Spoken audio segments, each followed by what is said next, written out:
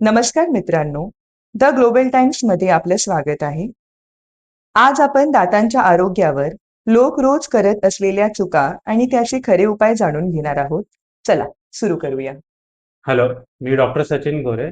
मी ऐरोलीमध्ये गेल्या 16 वर्षापासून प्रॅक्टिस करतो. आज आपण रोज करत असलेल्या चुका आणि त्याचे उपाय जाणून घेऊया. तर सर, दिवसभरात लोक नकळत कोणत्या सवयी करतात, ज्यामुळे दात खराब होतात आणि त्या सवयी कशा सुधारायच्या?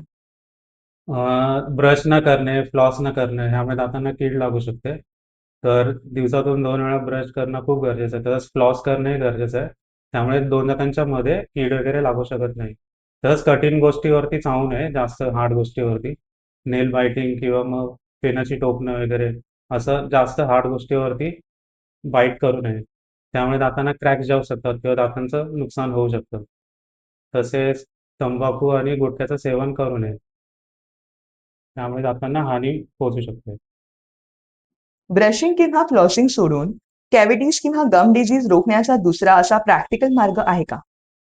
ब्रशिंग आणि फ्लॉसिंग गरजेचंच आहे. पण जर तुम्हाला कधी जमलं नाही तर जेवल्यानंतर व्यवस्थित चूळ करणं किंवा शुगर फ्री गम्स तुम्ही चू करू शकता. दैनंदिन खाण्यातील कोणती खाणं-पिणं दातांना सर्वात जास्त नुकसान करतं आणि त्याचा हेल्दी पर्याय काय आहे? दैनंदिन जीवनामध्ये जास्त शुगरी फूड्स आहेत, ड्रिंक्स आहेत, कोल्ड ड्रिंक्स आहेत, हे अव्हॉइड केले पाहिजे. त्याच्यामुळे इनॅमल इरोजन होतं आणि त्याचा पर्याय म्हणजे क्रंची फूड्स आहेत, जसं की ॲपल आहे, गाजर. त्याला एक सबस्टिट्यूट तुम्ही वापरू शकता. सर, एनॅमल इरोजन आता तुम्ही शब्द जो वापरला त्याचा अर्थ काय नक्की तो सांगू शकाल का? ॲसिडिक फूडमुळे इनॅमल इरोज होतो म्हणजे त्याची झीज होते इनॅमलची आणि इनॅमलचा लेयर पातळ होऊन जातो आणि दात खूप सेन्सिटिव्ह होतात. त्याच्यासाठी ॲसिडिक ड्रिंक्स अव्हॉइड केले पाहिजेत. वाटणाऱ्या पण प्रत्यक्षात दातांसाठी धोकादायक अशा कोणत्या सवयी आहेत? खूप लोकांना वाटतं की जोरजोरात ब्रश केलं तर दात स्वच्छ होतात किंवा सफेद होतात. जास्त येल्लो दिसतात. त्यामुळे जोरजोरात ब्रश करू नये आणि दातांच्या आरोग्याकडे लक्ष द्यावं. रोज म्हणजे 6 महिन्यातून एकदा दंत तपासणी करून घ्यावी.